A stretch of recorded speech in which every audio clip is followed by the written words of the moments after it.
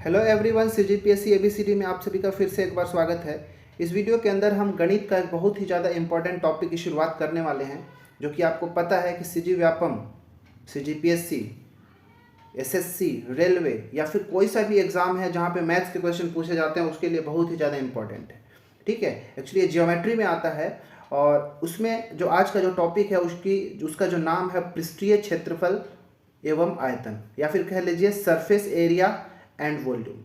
ठीक है, ये जो पार्ट होगा सरफेस एरिया एंड वॉल्यूम का, क्योंकि एक ही वीडियो के अंदर बहुत लेंदी वीडियो हो जाएगा, तो इस वीडियो के अंदर हम केवल घन, घनाभ और बेलन के बारे में हम जानेंगे कि इससे संबंधित कितने तरह का मतलब क्षेत्रफल कैसे निकाला जा सकता है, इसका आयतन कैसे निकाला जाता है, सब कुछ देखेंगे। घन को क्यूब कहते हैं, घनाभ को क्यूबॉइड कहते हैं और बेलन को सिलेंडर कहते हैं। देखिए, क्योंकि क्या होता है कि बहुत सारे लोग 10th तक पढ़ के आते हैं, इसके बाद 10th के बाद कई लोगों का छूट जा जाता है, तो कई बार लोग फॉर्मूला को रटने की कोशिश करने लगते हैं, उसको मेमोराइज करने की कोशिश करने लगते हैं। लेकिन इस वीडियो के अंदर मैं बताऊंगा कि फॉर्मूला को रटना नहीं है, केवल समझना है। अगर इसको अच्छे से समझ लेंगे तो आप कितने भी तरह का अगर एग्जामिनर अगर आपको क्वेश्चन देके फंसा रहा, घुमा के अगर आपसे क्वेश्चन पूछा जा रहा है तो आप आसानी से बना लेंगे। ठीक है, चलिए हम इस वीडियो की शुरुआत करते हैं। ये सभी एग्जाम के लिए इंपॉर्टेंट है। जैसे अभी सरकारी भर्ती, जो सरकारी बैंक परीक्षा होने वाला है, उसके लिए डेट अनाउंसमेंट हो गया है 15 अक्टूबर का। ठीक है, हॉस्टल वार्डर का जो एग्जाम इन फ्यूचर होगा, सीजी व्यापम का सारे एग्जाम के लिए, चाहे पटवारी हो, आरआई हो, ठीक है, एडीओ होगा, कोई सा भी एग्जाम होगा, वहाँ से क्वेश्चन यहाँ से पूछे जाते हैं। ठीक है, इवन जो हमें लेबर इंस्पेक्टर का एग्जाम हुआ था उसमें भी क्वेश्चंस आते हैं। मतलब सारे सीजी व्यापम या सीजीपीएससी के जितने भी एग्जाम लिए जाते हैं, वनडे एग्जाम, वहाँ पर क्वेश्चन यहाँ से आपको जरूर देखने का मिलते हैं। तो आप अपने साथ कॉपी पेन पकड़ लें और ये सारे फॉर्मूला को भी आप नोट डाउन करते चलिए कि आखिर कैसे। और सबसे इंपॉर्टेंट बात है, अभी जो है मैं पहले समझाऊंगा, ठीक है, कि फॉर्मूला इसका कैसे बनता है। फॉर्मूला को रटना नहीं है, समझ में आ जाएगा कि फॉर्मूला कैसे बनता है, तो आपको जो क्वेश्चन है उसका पैटर्न भी बनाने आ जाएगा कैसे बनेगा। ठीक है, तो पहले मैं पूरा फॉर्मूला को कराऊंगा, इसके बाद नेक्स्ट वीडियो मतलब जो भी सरफेस एरिया एंड वॉल्यूम के जितने भी टॉपिक्स होते हैं, जितने भी पॉइंट्स होते हैं, जैसे घन हो गया, घनाभ हो गया, बेलन हो गया, गोला, शंकु, ये सब को कंप्लीट करा लूँगा। इसके बाद अलग से मैं क्वेश्चन आपसे कराऊंगा। ठीक है, इसके अंदर हम केवल फॉर्मूला को देखेंगे कि हालांकि कैसे फॉर्मूला बनता है। ठीक है, चलिए शुरू करते हैं। तो हम इस वीडियो के मतलब इस स्लाइड के अंदर पहले हम घन और घनाभ के बारे में जानेंगे। ठीक है, ये देखिए, ये जो आपको इधर दिख रहा है ये घन है। अभी मैं अच्छे से समझाऊंगा। घन को कहते हैं क्यूब, और ये इधर जो आपको देख रहा है वो मिल रहा है घनाभ है। ठीक है, घनाभ को कहते हैं क्यूबॉइड। अभी बहुत बेसिक चीज़ मैं समझाऊंगा कि क्या होता है। देखिए, ये जो घनाभ है, इस घनाभ को अगर आप ध्यान से देखेंगे तो इसमें देखिए घनाभ की जो सभी भुजाएं बराबर होती है। जैसे पहले अच्छा घनाभ ये है ना, ये घन, घनाभ के अंदर, या फिर इसको हम क्यूबॉइड करें। ठीक है, इस क्यूबॉइड के अंदर देखेंगे तो ये पार्ट आपको दिख रहा है, ये लंबाई है, ये चौड़ाई है और ये ऊंचाई है। ठीक है, इसको अगर पूरे लाइंस को अगर गिनेंगे तो टोटल 12 लाइन मिलेगा, जिसमें देखिए ये लंबाई है, ये भी लंबाई है, इधर से ये लंबाई है और ये लंबाई, 4 लंबाई हो गया। चौड़ाई देखिए 1 2 3 और 4, ये 4 चौड़ाई हो गया, और ऊंचाई भी देखिए 4 है, 1 2 3 4 ऊंचाई हो गया। इसी तरह यहाँ भी 12 ऐसे एजेस होते हैं, जिसको हम कहते हैं एज। चाहे क्यूब हो या क्यूबॉइड हो, इसमें जो एज होते हैं, एजेस की संख्या कितनी होती है? 12। ठीक है, इसमें भी 12, इसमें भी 12। ठीक है, पहली बात। दूसरा क्या होता है? कॉर्नर देखिए कितने कॉर्नर है, 1 2 3 4 5 6 7 8। इसको कॉर्नर कह लीजिए या फिर वर्टेक्स कह लीजिए या मीटिंग पॉइंट कह लीजिए। ये कितने टोटल? 8 हैं।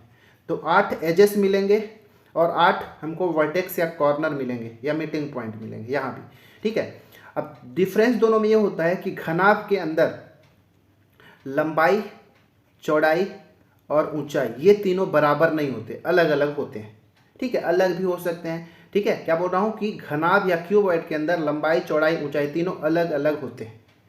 लेकिन अगर आप घन के अंदर जाओगे तो यहाँ पे लंबाई, चौड़ाई और ऊंचाई तीनों के तीनों बराबर होते हैं। ये लंबाई है, ये चौड़ाई है और ऊंचाई, तीनों का वैल्यू क्या होता है? आपस में बराबर होते हैं। क्लियर है? ये दोनों का बेसिक डिफरेंस है। और जो घनाभ होता है, ये घनाभ किसके? रेक्टेंगल से मिलकर बना होता है। ठीक है, घनाभ जो है रेक्टेंगल, रेक्टेंगल को हिंदी में क्या कहते हैं? आयत से मिलकर बना होता है। और जो घन होता है वो किससे? वर्ग से मिलकर बना होता है, स्क्वायर से मिलकर बना होता है। ये सब बहुत बेसिक चीज़ सिखा रहा हूँ, पहले इसको आप समझते चलिए। अब इसका मतलब क्या हुआ भाई, देखिए ये जो घनाभ है क्यूबॉइड में है, ये वाला नीचे वाले ये वाले क्षेत्रफल को देखिए, ये क्या है, एक आयत है, रेक्टेंगल है। यहाँ पे देखिए ये वाला भी एक आयत है, इधर से ये भी एक आयत है, इधर भी एक आयत है, और ये जो सामने बड़ा सा ये फेस दिख रहा है, बड़ा सा जो ये पृष्ठ दिख रहा है, फेस दिख रहा है, वो भी एक घनाभ सॉरी आयत है।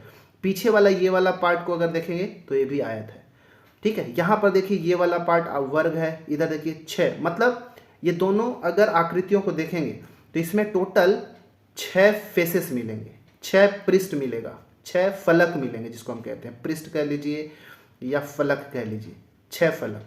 मतलब कौन कौन सा फलक, एक सामने दिख रहा है, एक नीचे, एक ऊपर, एक इधर बाएं साइड और एक दाएं साइड, टोटल 6 फलक मिलेगा। और इन दोनों में आमने सामने के जो फलक होंगे उनका जो सतह का जो क्षेत्रफल बराबर होगा, ठीक है।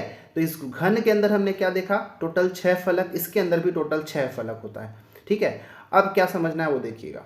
हमने देखा कि ये आपस में क्या है, तीनों भुजाएं आपस में बराबर होते हैं। यहाँ पे इनकी भुजाएं क्या होती हैं, अलग अलग होते हैं। ये बेसिक चीज़ था, इतना आपको समझना चाहिए था। फलकों की संख्या भी कितनी हो गई, 6 हो गए, 6 फलक हो गए। अब देखिए क्वेश्चन क्या क्या बनता है। पहली बात, अगर आपसे क्या क्वेश्चन पूछेगा, जैसे आप मान लीजिए कि इस साइज के वर्ग आप 6 वर्ग ले लिए, ठीक है, 6 वर्ग लिए ऐसा ऐसा, और ये 6 वर्ग को जोड़ के, ठीक है, 6 वर्ग को जोड़ के एक हम घन बना लिए। अब इस घन को बनाएंगे तो यहाँ पे जब कॉर्नर पे 2 फलक आपस में मिलेंगे तो एक टेप से चिपकाओगे ना, तो वैसे ही आपसे क्वेश्चन ये पूछ देता है कि इस सब को जोड़ने के बाद ये जो वर्ग को घन को बनाना है, उस घन को बनाने में जो टेप लगेगा उस टेप की लंबाई कितना होगा, ठीक है, टेप की लंबाई कितना होगा हमसे ये पूछेगा। तो कैसे करोगे, तो देखिए टेप की लंबाई उतना ही होगा जितना इसकी भुजा होगा। भुजाएं कितनी है यहाँ पे, टोटल 12 भुजाएं, एजेस कितने हैं, टोटल 12 एजेस हैं। तो जब इस वर्ग मतलब इस घन को बनाने के लिए टेप की लंबाई, चिपकाने के लिए टेप की लंबाई अगर पूछेगा, तो क्योंकि 12 एज है और भुजा कितनी, अच्छा देखिए लंबाई चौड़ाई ऊंचाई तीनों बराबर है, इसको मैं x मान लेता हूँ, ठीक है। मान लेते हैं क्या कि इनकी जो भुजाएं हैं कितनी है, x सेंटीमीटर, लंबाई चौड़ाई ऊंचाई सभी x है, तो 12 गुना x, ये 12x यूनिट या इसी को कह लीजिए इकाई, ठीक है। यूनिट का मतलब क्या हुआ, हो सकता है कि इसका जो मीटर हो, सेंटीमीटर हो, मिलीमीटर हो, किलोमीटर हो, कुछ भी दे सकता है, इसलिए मैं उसके जगह केवल यूनिट लिख दिया हूँ। तो आप यहाँ समझ लीजिएगा 12x यूनिट, ठीक है। 12 में इसकी भुजा को गुणा कर देंगे तो आपको पता चल जाएगा कि इस पूरे को वर्ग को जोड़ के घन बनाने में कितना मीटर लंबा टेप की जरूरत पड़ेगा। पहला चीज, यहाँ पर अगर जाएंगे टेप की अगर लंबाई पूछ देगा, ठीक है, यहाँ पर अगर आपसे टेप की लंबाई पूछ दे तो कैसे करेंगे, तो यहाँ पर भी टोटल 12 भुजाएं हैं, लेकिन 12 भुजा में देखेंगे तो ये 1 2 3 4 लंबाई है, तो ये हो जाएगा 4 × L प्लस, फिर 4 चौड़ाई भी है, 1 2 3 और 4 चौड़ाई भी है तो 4B प्लस 4 ऊंचाई भी है, 1 2 3 4 ऊंचाई भी है तो 4H। अब इन सब में देखिए 4 कॉमन मिल गया तो 4 × L plus B plus H हो गया। मतलब लंबाई चौड़ाई ऊंचाई तीनों को जोड़ के अगर 4 से गुणा कर देंगे तो आपको पता चल जाएगा कि इस घनाभ को, इस क्यूबॉइड को बनाने में टोटल कितने मीटर लंबी टेप की जरूरत पड़ेगा चिपकाने के लिए। तो ये था बेसिक चीज़ कि उसको बनाने में कितनी लंबी टेप की जरूरत पड़ेगा, पहला चीज़, ठीक है। उम्मीद है आपको ये सब समझ में आ गया होगा। अब देखिए, अब घनाभ या किसी भी तरह का आगे फॉर्मूला को बनाने के लिए मैं 2 फॉर्मूला यहाँ पे नोट करवा रहा हूँ, उसको आप पहले लिख लीजिएगा नोट करके, क्योंकि इस फॉर्मूला का यूज़ बहुत ज़्यादा आगे जब न्यूमेरिकल करेंगे तब आएगा, और ये फॉर्मूला का यूज़ करके इन दोनों का भी फॉर्मूला हम बनाएंगे, ठीक है। क्या फॉर्मूला वो देखिएगा, एक होता है पृष्ठीय क्षेत्रफल, ठीक है, पृष्ठीय क्षेत्रफल या इसी को कह लीजिए 4 दीवारी का क्षेत्रफल, ठीक है, 4 दीवारी का क्षेत्रफल, या इंग्लिश में कह लीजिए एरिया ऑफ 4 वॉल्स, ठीक है। इसी को कहते हैं लेटरल सरफेस एरिया, ठीक है, LSA, लेटरल सरफेस एरिया। इसका क्या मतलब हुआ, लेटरल सरफेस एरिया का मतलब, या फिर पृष्ठीय क्षेत्रफल 2 तरह का होगा, एक कुल पृष्ठीय क्षेत्रफल और एक बस पृष्ठीय क्षेत्रफल बोल देता हूँ, या इसको अगर आप काट भी देंगे तब भी चलेगा, 4 दीवारी का क्षेत्रफल या फिर लेटरल सरफेस एरिया। देखिए क्या होता है, लेटरल का मतलब होगा जैसे कि इसके अंदर जाओगे तो यहाँ पे ये पहला सरफेस दिख रहा है, ये दूसरा सरफेस दिख रहा है, इसके पीछे का तीसरा, मतलब एक फेस से शुरू करिए और कंटिन्यू 4 फेसेस जो एक दूसरे से लगे हुए होंगे, ठीक है, उस चारों को हम कहेंगे क्या, लेटरल सरफेस एरिया। ठीक है, यहाँ पर भी देखिए, अगर मैं यहाँ से शुरू करूँ तो ये पहला, ये सामने वाला जो अब बड़ा दिख रहा है दूसरा, ये तीसरा, और पीछे वाला इसी के तरह जो दिख रहा है ये वाला वो चौथा, 4 सरफेस हुआ। ये चारों सरफेस का जो एरिया होगा क्या कहलाएगा, 4 दीवारी का क्षेत्रफल या फिर लेटरल सरफेस एरिया कहलाएगा। ठीक है, तो उस चीज़ को हमको समझना है। तो 4 दीवारी का क्षेत्रफल या फिर लेटरल सरफेस एरिया कैसे निकालेंगे, तो उसके लिए एक बेसिक फॉर्मूला याद रखिएगा, आधार का परिमाप, आधार का परिमाप और गुना ऊंचाई, ये हो गया क्या, 4 दीवारी का क्षेत्रफल या लेटरल सरफेस एरिया। शॉर्ट में इसको LSA याद रखिएगा, लेटरल सरफेस एरिया। ठीक है, क्या हो गया, आधार का परिमाप गुना ऊंचाई। अभी मैं इन दोनों का निकाल के आपको दिखाऊंगा। ठीक है, दूसरा होता है आयतन। आयतन कैसे निकालेंगे, आयतन को कहते हैं वॉल्यूम। तो आयतन का फॉर्मूला क्या होता है, देखिए इसमें क्या था, आधार का परिमाप गुना ऊंचाई, perimeter of base into height. यहां आयतन में हो जाता है आधार का क्षेत्रफल, ठीक है, आधार का क्षेत्रफल गुना ऊंचाई।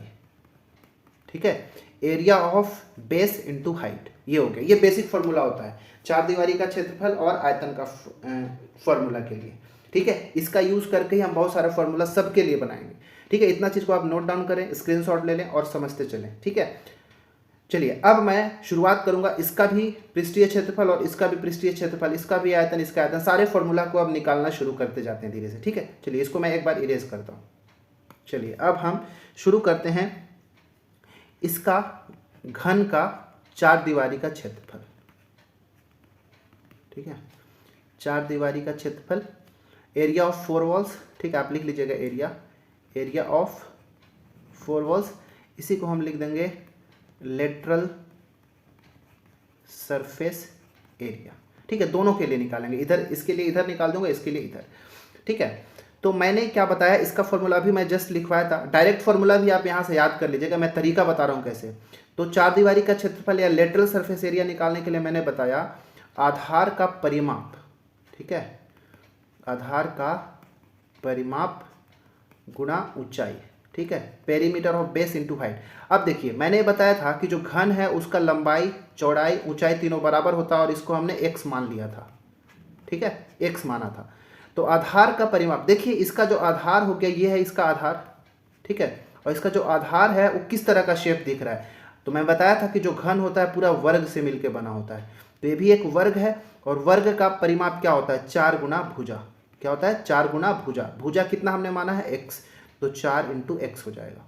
और इंटू ऊंचाई, देखिए ऊंचाई भी हमारा क्या है, x ही है इसके लिए, तो ये भी x का गुना कर दीजिए, तो ये 4x स्क्वायर, मतलब कह लीजिए कि 4 गुना भुजा का वर्ग जो होता है इसका 4 दीवारी का क्षेत्रफल होता है। ठीक है, याद रखिएगा। एक तो इस तरीके से, इसको ऐसे भी तो समझ सकते हैं भाई कि मैं जब 4 दीवारी का क्षेत्रफल बोला तो आप किसी भी 4 दीवार का क्षेत्रफल निकाल दीजिए। इसका ये पहला दीवार हो गया, ये सामने का जो ये दिख रहा है ये दूसरा दीवार हो गया, ये तीसरा दीवार हो गया, और पीछे का ये जो दिख रहा है पीछे वाला वो चौथा दीवार हो गया।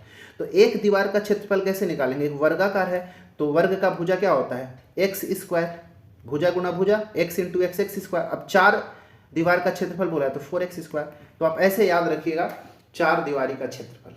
ठीक है, याद रखिएगा। तो ये हो गया हमारा 4 दीवारी का क्षेत्रफल। और देखिए क्षेत्रफल बोल रहा हूँ तो इसका यूनिट जो है वर्ग में आता है, वर्ग मीटर, वर्ग सेंटीमीटर, वर्ग किलोमीटर, ये क्षेत्रफल का यूनिट होता है। ठीक है, यूनिट वर्ग में आता है। अब इसका कैसे निकाला जाएगा, तो इसका लेटरल सरफेस एरिया या फिर 4 दीवारी का क्षेत्रफल कैसे निकालेंगे, देखिएगा। ठीक है, 4 दीवारी का क्षेत्रफल या फिर लेटरल सरफेस एरिया, चलिए इसको कैसे निकालेंगे वो देखिए। इसका 4 दीवारी का क्षेत्रफल, 4 दीवार खोजिए कोई सा भी, तो एक पहला दीवार इसको मान लेते हैं, ये सामने में ये जो आपको दिख रहा है ये दूसरा दीवार, ये आपको ये दिख रहा है ये तीसरा दीवार, और पीछे साइड ये वाला पोर्शन दिख रहा है पीछे का, और 4 दीवार। इन चारों दीवारी का क्षेत्रफल निकालना है। तो फॉर्मूला ही आधार का परिमाप गुना ऊंचाई। इसका आधार ये है, ठीक है, और इसका आधार कैसा दिख रहा है, आयत दिख रहा है। तो इसका क्षेत्रफल निकालने के लिए आयत का परिमाप, जो नीचे का आधार है उसका परिमाप और ऊंचाई का गुणा कर दीजिए। अब आयत का परिमाप क्या होता है, 2 इंटू एल प्लस बी, यही तो होता है आयत का परिमाप। तो गुना हो जाएगा किसका, 2 इंटू एल प्लस बी, और ऊंचाई कितना है h।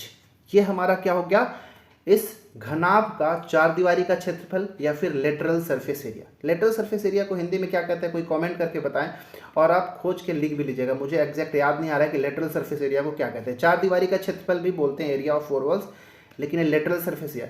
लेटरल का मतलब आप फिर से समझ लीजिए, यहाँ पे जैसे है ऐसा कुछ, तो कंटिन्यू जो चार क्षेत्रफल रहेगा, चार सरफेस रहेगा, वो कंटिन्यू यहाँ से शुरू किया ऐसे घुमा दीजिए, या फिर यहाँ से करके ऐसे चार घुमा दीजिए। कंटिन्यू जो चार सरफेस होगा उसका क्षेत्रफल को ही हम क्या कहेंगे, लेटरल सरफेस एरिया कहते हैं। तो यहाँ पर ये हमारा वर्ग इकाई हो जाएगा क्षेत्रफल, 2 into L plus B into H, याद रखिएगा। उम्मीद है आपको समझ में आ गया होगा कि घन और घनाभ दोनों का चार दीवारी का क्षेत्रफल कैसे आएगा। ठीक है, अब हम देखेंगे कुल पृष्ठीय क्षेत्रफल कितना होगा। ठीक है, ये पृष्ठीय क्षेत्रफल हो गया, चार दीवारी का क्षेत्रफल दोनों का। अब हम कुल पृष्ठीय क्षेत्रफल निकालेंगे, तो इसको भी आप स्क्रीनशॉट लें, मैं इसको इरेज करता हूँ। ठीक है, अब देखेंगे हम कुल पृष्ठीय क्षेत्रफल, या फिर कह लीजिए total surface area, total surface area, TSA, total surface area. हम घन घनाभ दोनों का देखेंगे। फिर से यहाँ पे इसका ले लेते हैं कि लंबाई, चौड़ाई और ऊंचाई तीनों क्या है, इसका बराबर है, तो x मान लेते हैं। ठीक है, किसका, इस घन का क्यूब का। इसका लंबाई, चौड़ाई, ऊंचाई तो सब अलग है, ये लंबाई हो गया, ये चौड़ाई हो गया, और ये ऊंचाई हो गया। ठीक है, इसी तरह ये सब लंबाई, चौड़ाई, ये मैंने बताया था कि चार लंबाई, चार चौड़ाई और चार ऊंचाई होता है, तो आप उसको देख लीजिएगा। ये L है तो ये भी L, ये L, ये भी L, ये H है, ये भी H हो गया, ये भी H है और ये भी H है। चौड़ाई में ये B है, ये B है, ये B हो गया और ये B हो गया, ब्रेथ। ठीक है, अब इसका भी हम निकालेंगे दोनों का। पहले इसी का निकाल लेते हैं ना, देखते हैं क्या होगा। देखिए भाई, इसका कुल पृष्ठीय क्षेत्रफल या फिर संपूर्ण पृष्ठ का क्षेत्रफल, दोनों चीज सेम है। ठीक है, संपूर्ण पृष्ठ का क्षेत्रफल, टोटल सरफेस एरिया कैसे निकालेंगे। देखिए, मैंने बताया था कि टोटल 6 फलक होते हैं, 6 सरफेस होते हैं, ये पहला दूसरा ऐसा गिन लीजिएगा। तो इसमें अगर हम देखें तो 6 सरफेस कौन सा है, पहले देखिए नीचे वाला दिख रहा है क्या, ये वाला, तो ये एक आयत है, इसका क्षेत्रफल डायरेक्ट लास्ट में मैं एक फॉर्मूला निकाल दूंगा जो डायरेक्ट इसका हो जाएगा। तो इसका क्षेत्रफल कैसे निकालेंगे, तो आयत का क्षेत्रफल होता है लंबाई गुना चौड़ाई, तो लंबाई L और चौड़ाई B, तो L इंटू B हो जाएगा। ठीक है, लेकिन मैंने बताया कि जो घन हो या घनाभ हो, उनके आमने सामने की जो सतह होती है, जो पृष्ठ होता है, जो फलक होता है, उसका क्षेत्रफल बराबर होता है। मतलब जितना ये है उतना ही ये ऊपर वाले का भी क्षेत्रफल होगा, और होगा भी। देखिए ना, ये L है और ये B है, इसका गुना निकालेंगे क्षेत्रफल, तो L इंटू B मिलेगा ना। इसका भी क्या मिला, L इंटू B, इसका भी क्या मिला, L इंटू B, 2 बार मिला L इंटू B, तो मैं direct 2 into L plus B कर लेता हूँ। इसी तरह ये वाले पार्ट में जाइए, ये वाले में ये B और इंटू H, ये भी तो आयताकार है, इसका गुना करेंगे तो B इंटू H मिल जाएगा। लेकिन इधर B इंटू H है, तो इधर भी देखिए ये B इंटू H ही है, तो ये भी 2 बार होगा, तो 2B इंटू H हो जाएगा। प्लस अब देखते हैं सामने वाला, ये सामने वाला जो बड़ा सतह दिख रहा है ना, ये वाला, ये L है और ये H है, ये आयत दिख रहा होगा, तो इसका क्षेत्रफल हो जाएगा L इंटू H। और इसके जस्ट पीछे वाला ये पार्ट पूरा दिख रहा है ना, ये भी क्या होगा, L इंटू H हो जाएगा, तो 2 बार ये हो गया। देखिए 2 2 2 सब में कॉमन है, तो 2 into LB plus BH plus H, ये इसका हो गया कुल या संपूर्ण पृष्ठीय क्षेत्रफल, इतना वर्ग इकाई हो जाएगा। ठीक है, L और B का गुणा करके, B और H का गुणा करके, H और L का गुणा करके, जोड़ के फिर 2 का गुणा करेंगे तो आपको संपूर्ण पृष्ठ का क्षेत्रफल मिल जाएगा। ठीक है, उम्मीद है समझ में आ गया होगा। अब वर्ग का तो बहुत ज़्यादा आसान है, क्योंकि वर्ग के सभी जितनी भी सतह है सभी का क्षेत्रफल बराबर होगा, क्योंकि सभी वर्ग से मिलकर बना हुआ, 6 वर्ग से। तो एक वर्ग का क्षेत्रफल क्या होता है, भुजा गुणे भुजा, तो x था, तो भुजा गुणे भुजा, भुजा मतलब x इंटू एक्स, एक वर्ग का क्षेत्रफल x इंटू एक्स हो गया। तो टोटल 6 वर्ग है यहाँ पे, 6 वर्ग से मिलकर बना, तो 6 इंटू एक्स मतलब 6x स्क्वायर वर्ग इकाई होगा। एक वर्ग की क्षेत्रफल निकाल के 6 से गुणा कर देंगे तो आपको घन का टोटल पृष्ठीय क्षेत्रफल, टोटल सरफेस एरिया आपको मिल जाएगा। ठीक है, तो अभी तक हमने घन का और घनाभ का कुल पृष्ठीय क्षेत्रफल देख लिया, फिर लेटरल सरफेस एरिया देख लिया। ठीक है, अब हम देखेंगे चलिए अब हम घन और घनाभ अर्थात क्यूब और क्यूबॉइड का आयतन देखेंगे। अब क्या देखेंगे हम? आयतन। आयतन मतलब हो गया वॉल्यूम। दोनों का वॉल्यूम निकालेंगे कि कैसे निकालेंगे। देखिए घन का फिर से लंबाई, चौड़ाई, ऊंचाई तीनों बराबर है, तीनों को x मान लेते हैं। इसका लंबाई, चौड़ाई और ऊंचाई तीनों बराबर नहीं होता। मैंने एक आयतन का फॉर्मूला भी पीछे लिखवाया था। आयतन होता है क्या? आधार का क्षेत्रफल, आधार का क्षेत्रफल गुणा ऊंचाई हो जाएगा। दोनों के लिए काम आएगा। अब जब मैं घन का आयतन निकाल रहा हूं, ठीक है, घन का आयतन, तो पहले इसका निकालेंगे। क्यूब का अगर हम वॉल्यूम निकाल रहे हैं तो आधार का क्षेत्रफल, इसका आधार ये है, ठीक है, इसका आधार ये वाला है और इसका लंबाई भी x, चौड़ाई भी x, दोनों बराबर है घन में, मतलब ये वर्ग है। नीचे वर्ग का क्षेत्रफल जो होगा वही इसका आधार का क्षेत्रफल होगा, और वर्ग का क्षेत्रफल होता है भुजा गुणे भुजा, मतलब x इंटू एक्स, ठीक है, और इंटू ऊंचाई, इसका ऊंचाई भी x है तो x से गुणा हो जाएगा, मतलब x into x into x, मतलब x क्यूब। ये जो होता है मतलब भुजा का 3 बार गुणा कर देंगे तो हमको घन का आयतन मिल जाता है, और ये होता है घन इकाई। इसका यूनिट क्या होगा? घन इकाई। घन मीटर, घन सेंटीमीटर, घन किलोमीटर, ये क्या होता है? इसका घन का आयतन का यूनिट होता है। अब इसमें जाएंगे, इसका जब आप वॉल्यूम निकालेंगे तो इसका आधार क्या दिख रहा है? ये लंबाई है और ये चौड़ाई है। ये आयत दिख रहा है। आयत का क्षेत्रफल क्या होता है? लंबाई गुना चौड़ाई। आधार का क्षेत्रफल चाहिए ना भाई, तो यहाँ पे जो घनाभ है उसका आधार क्या है? एक आयत है जिसके लंबाई l है और चौड़ाई b है, तो आयत का क्षेत्रफल l इंटू बी हो जाएगा, और ऊंचाई इसका कितना है? h, तो l into B into H. ये जो होता है लंबाई गुना चौड़ाई गुना ऊंचाई जो होता है किसी भी घनाभ का आयतन होता है, घन इकाई, ठीक है, ये इसका यूनिट हो जाएगा। ठीक है, तो ये तो बहुत आसान था। वर्ग में अगर जाएंगे तो x इंटू एक्स कर दीजिए तो वर्ग का आयतन हो जाएगा। घन में जाएंगे तो लंबाई गुणा चौड़ाई गुणा ऊंचाई कर दीजिए तो हमारा घन का आयतन मिल जाएगा। ये तो बहुत आसान था। अब एक चीज़ और हमको इसमें देखना है, वो है विकर्ण की लंबाई। ठीक है, क्या बोला हूँ? विकर्ण की लंबाई। वहाँ से भी क्वेश्चन जो है बनता है। लेंथ ऑफ डायगोनल्स,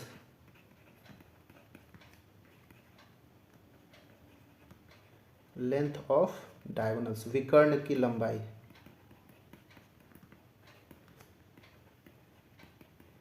विकर्णों की लंबाई। अब देखिएगा विकर्णों की लंबाई क्या होता है। आपसे ऐसा पूछ देगा कि इस घन के अंदर सबसे लंबा विकर्ण कौन सा होगा, ठीक है, और इस घनाभ के अंदर सबसे लंबा विकर्ण कौन सा होगा।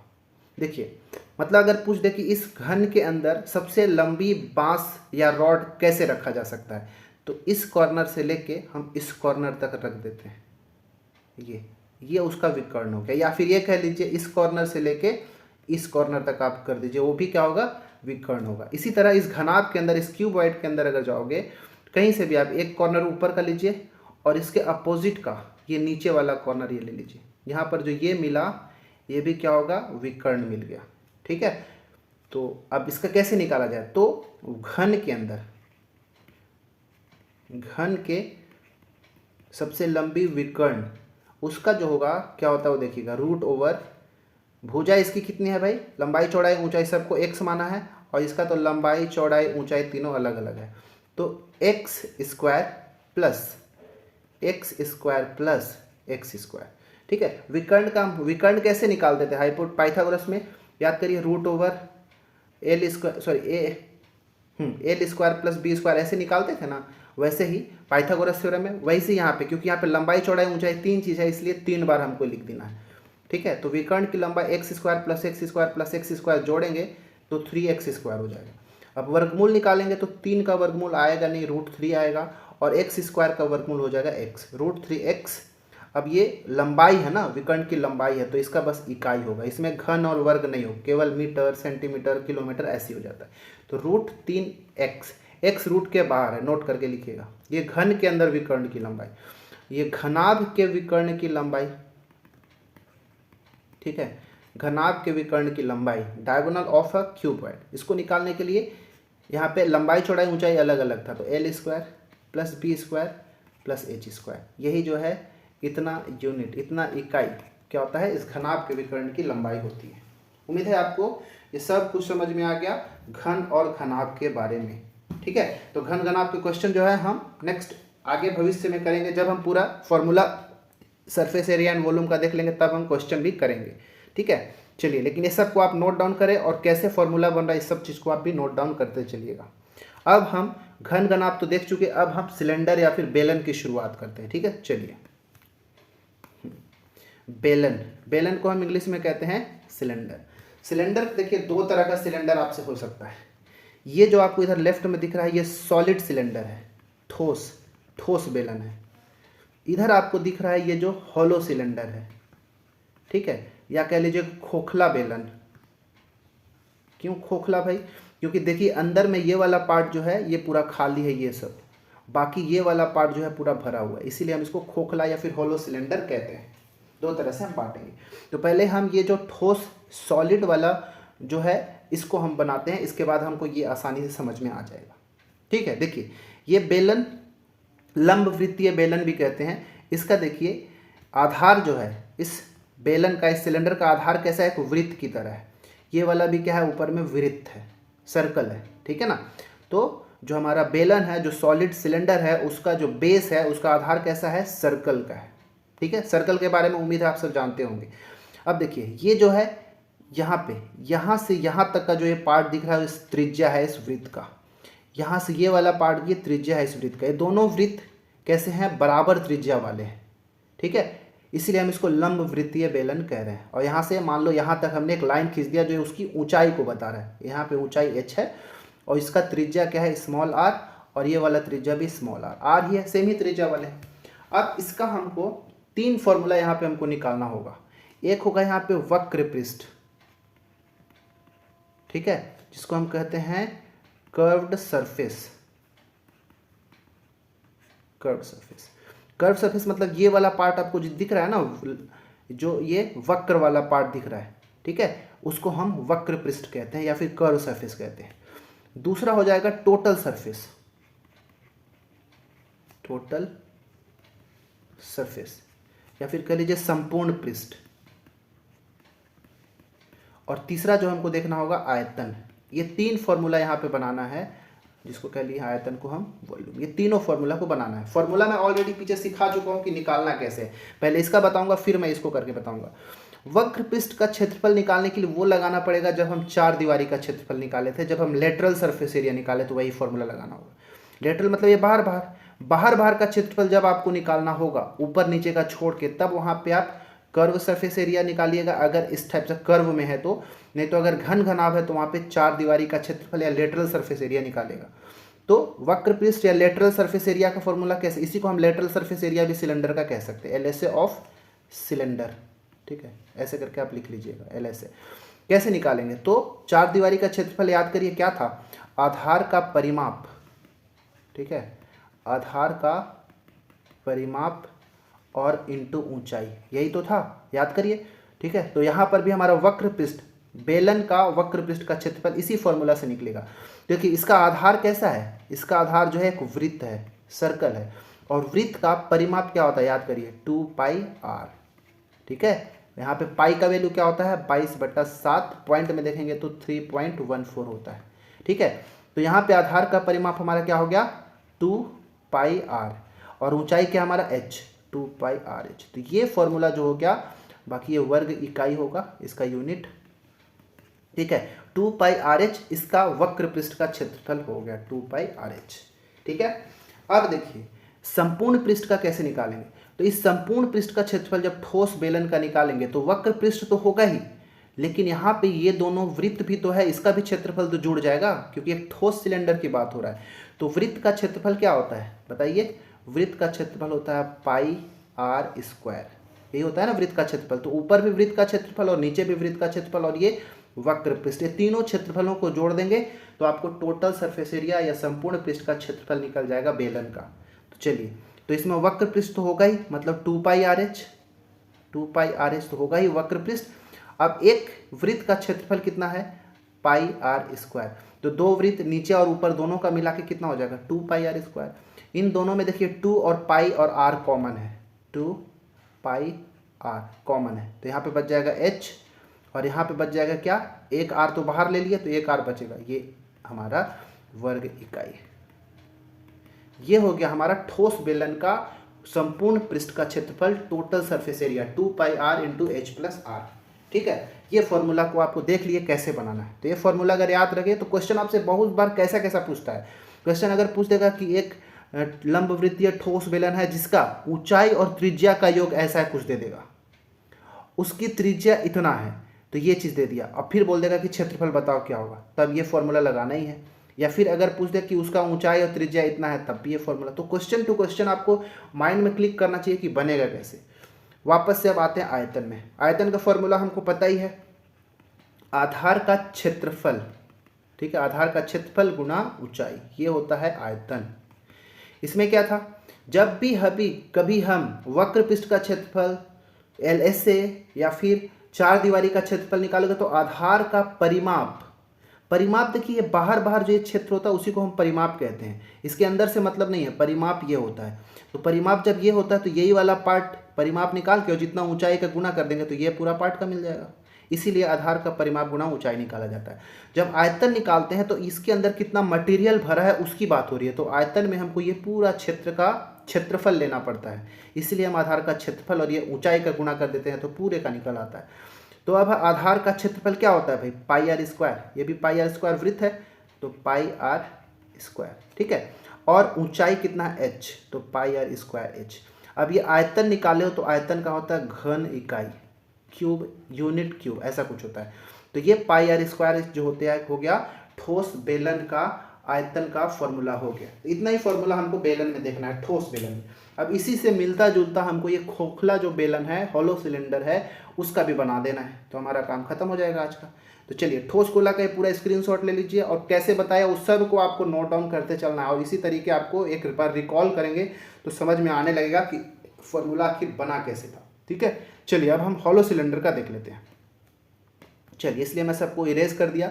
अब हम ये जो खोखला बेलन है हॉलो सिलेंडर, उसके बारे में हम देखेंगे। ठीक है, खोखला बेलन, खोखला बेलन। अब देखिए तरीका वही है निकालने का। अब यहाँ पे देखिए खोखला मतलब ये वाला पार्ट जो है ये पूरा खाली है, ये यहाँ तक, ये जो देख रहे हैं ना, ये अंदर में जो छोटा सिलेंडर दिख रहा है वो खोखला है। बाकी ये जो पार्ट आपको दिख रहा है रंगा हुआ, यही पूरा भरा हुआ है और वही जो है ठोस है। बाकी ये वाला पार्ट जो है काट के निकाल दिया गया, इसलिए हम इसको खोखला गोला कह रहे हैं।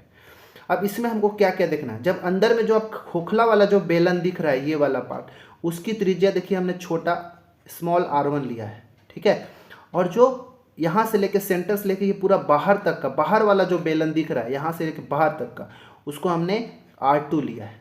ठीक है, बस इन दोनों का यूज़ करना, और यहाँ से ऊंचाई तो दोनों बेलन का सेम होगा इसलिए हमने उसके लिए h लिया हुआ है। ठीक है, अब हम सबसे पहले वक्र पृष्ठ का क्षेत्रफल निकाल लेते हैं।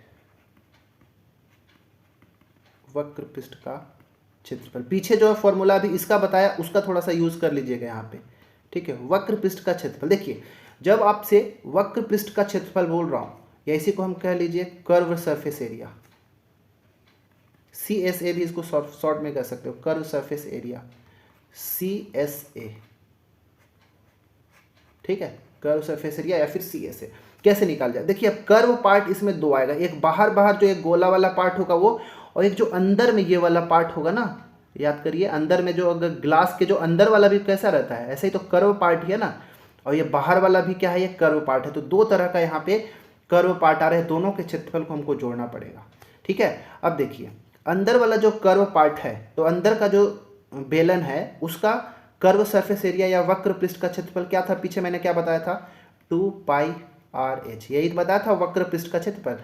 जब अंदर वाले वृत्त के लिए कर रहे हो, बेलन के लिए कर रहे हो, तो उसके लिए त्रिज्या कितना है, R1 है, तो बनेगा 2 पाई R1, और ऊंचाई कितना है, h है, 2 पाई R1 h। ये जो बना ये अंदर वाले वृत्त का, अंदर वाले बेलन का कर्व सरफेस एरिया। हालांकि ये खोखला है, ठीक है, ये पूरा पार्ट जो मैंने ये किया वाइट जो दिख रहा है पूरा यहाँ तक ये खोखला है, लेकिन वो भी तो एक बेलन है ना, खाली बेलन है, हवा है मान लो वहाँ पे भरा, तो उसका कर्व कितना होगा, 2 पाई R1 h हो जाएगा।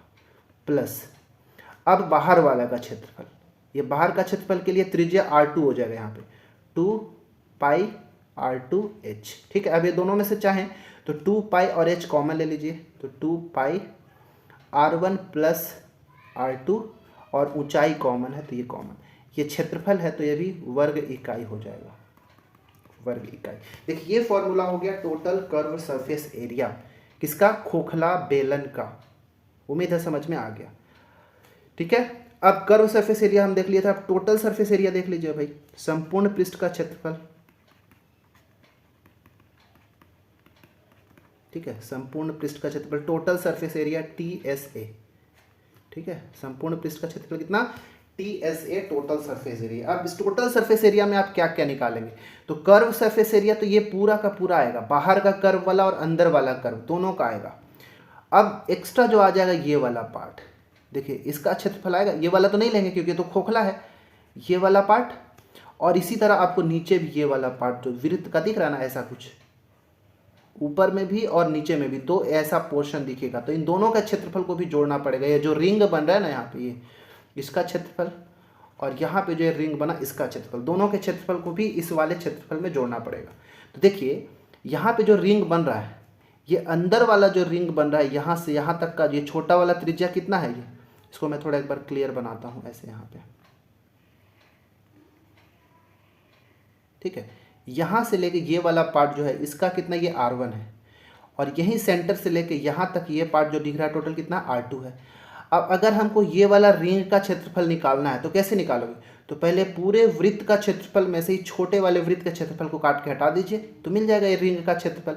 तो पाई R2 स्क्वायर, ये बाहर वाले वृत्त का हो गया, में से घटा दीजिए अंदर का जो वृत्त है उसका क्षेत्रफल, पाई R1 स्क्वायर। तो ये हमारा इस रिंग का क्षेत्रफल हो गया। बस यहीं पे हमको काम करना था, खत्म। तो ये टोटल रहेगा ही 2 पाई R1 plus R2 into H plus, ये टोटल कर्व सरफेस एरिया हो गया बाहर और अंदर का। अब ऊपर में जो रिंग है और नीचे में जो रिंग है उसका क्षेत्रफल, एक तो हो जाएगा हमारा कितना, पाई, देखिए दोनों में पाई है तो मैं पाई कॉमन ले लेता हूँ, पाई R2 square minus R1 square. ये एक वृत्त का हुआ, केवल ऊपर वाले रिंग का हुआ, नीचे वाले रिंग को भी तो हमको लेना है, 2 बार हो गया तो यहाँ पे 2 कर देंगे। ये जो मिल गया हमको टोटल संपूर्ण पृष्ठ का क्षेत्रफल मिल गया, ये पूरा। उम्मीद है आपको समझ में आ गया होगा कि क्या होगा। ठीक है, अब हम देख लेते हैं आयतन का फॉर्मूला। ठीक है, आयतन या वॉल्यूम। आयतन का फॉर्मूला वही आधार का क्षेत्रफल गुणा ऊंचाई, जो जिससे मैं बनाते आया हूँ। तो आधार कैसा है, ये रिंग की तरह है। देखिए ये वाला पार्ट जो एक्चुअली में 3D है इसलिए रंगा हुआ दिख रहा है, ये खोखला है एक्चुअली में, जैसे यहाँ पे व्हाइट है ना, ये भी व्हाइट है, पूरा वो पार्ट जो है खोखला है। अब इसका आधार कैसा है, ये रिंग की तरह दिख रहा है। ठीक है, ये रिंग की तरह ही पूरा आधार दिख रहा है, जैसे ये वाला रिंग। तो आधार का क्षेत्रफल में इस रिंग का क्षेत्रफल बस होगा। देखिए दोनों में हमने क्या लिया था, पाई कॉमन ले लिया था ना, ले ही लेते हैं भाई। ठीक है, ऐसा ये हो गया आधार का क्षेत्रफल, तो पाई R2 square minus R1 square, ये आधार का क्षेत्रफल हो गया इतना, और इंटू ऊंचाई कितना H। ये पूरा जो हमारा खोखला बेलन के आयतन का फॉर्मूला हो गया।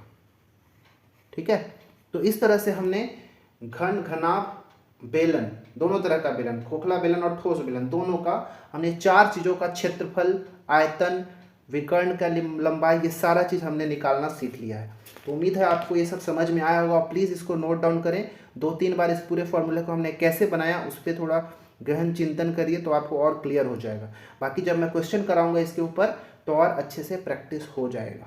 ठीक है, तो ऐसा करूँगा, मैं जो भी अभी वीडियो बनाया हूँ घन घनाभ बेलन, दोनों तरह का बेलन, इससे पहले हम क्वेश्चन ही इससे संबंधित मैं 1-1, 2-2 क्वेश्चन करा के 1-1 होमवर्क दे दूंगा, तो हम एक वीडियो इसके ऊपर बना लेते हैं। उसके बाद हम गोला और शंकु का शुरुआत करेंगे। ठीक है, बस इस वीडियो में इतना ही, लगे रहिए अंत तक। मिलते हैं अगले वीडियो में, तब तक के लिए धन्यवाद।